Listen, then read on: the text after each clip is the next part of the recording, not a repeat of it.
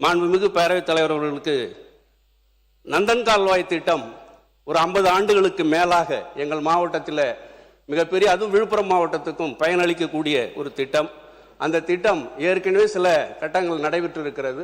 அதற்குண்டான போதிய நிதியை ஒதுக்கி மேலும் அந்த திட்டத்தை நிறைவு செய்து கடைசி வரை அந்த கால்வாய் எங்கு முடிகிறதோ அதுவரை அதை முடிப்பதற்குண்டான ஏற்பாட்டினை செய்ய வேண்டும். சாத்தனூர் இடதுபுற கால்வாயின் கடைமடை பகுதியில் ஒரே நிமிஷம் தான், 3 தான்.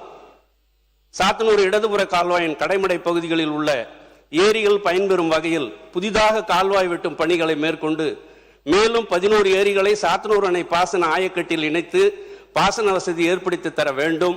இதன் மூலம் விவசாயிகளின் நீராதாரம் மேம்பட்டு விவசாய பணிகள் சிறப்பாக நடைபெற வழிவகை ஏற்படும். கீழ்பெண்ணாத்தூரில் அரசு கலை மற்றும் அறிவியல் கல்லூரி அமைத்து தர வேண்டும்.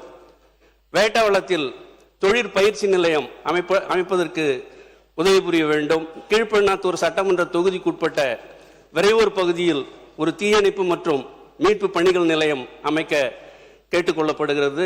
மக்கள் தொகை, வருவாய் மற்றும் நிர்வாக தேவைகளை கருத்தில் கொண்டு வேட்டாவளம் மற்றும் பெண்ணாத்தூர் பேரூராட்சிகளுக்கு தரம் உயர்வு செய்து தர வேண்டும் என்று கேட்டுக்கொண்டு, நான் காலையிலேருந்து இல்லை, இப்போ இந்த அவை தொடங்கினதுலேருந்து பார்க்குறேன், பேசுகிறவங்க 10 நிமிஷம் பேசுனா 30 நிமிஷம் பதில் சொன்னாங்க. நான் ஒரு 5-6 கேள்வி தான் கேட்டேன், ஒருத்தர் கூட பதில் சொல்ல. பதிலை பெற்று இந்த நாட்டு மக்களுக்கு நான் கேட்ட கேள்விகளுக்கு உண்டான பதிலை பெற்று தருமாறு அன்போடு கேட்டுக்கொண்ட வாய்ப்புக்கு நன்றி தெரிவித்து நிறைவு செய்கிறேன். வணக்கம். மாண்புமிகு நீர்வளத்துறை அமைச்சர் அவர்கள் சில விவரங்களை தெரிவிக்க விரும்புகிறார். அனுமதி அளிக்கிறேன். மாண்புமிகு நீர்வளத்துறை அமைச்சர் அவர்கள்.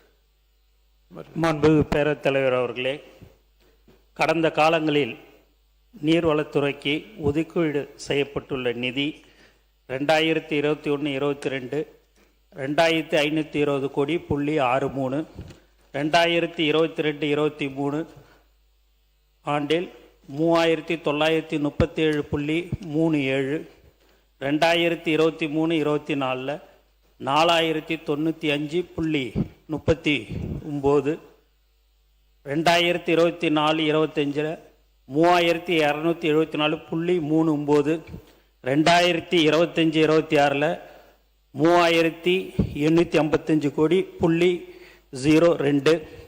மாண்புமிகு முதல்வரும் எங்களுடைய தலைவர் தற்போது ஒதுக்கியுள்ள நிதி 2026-27 9264 கோடி.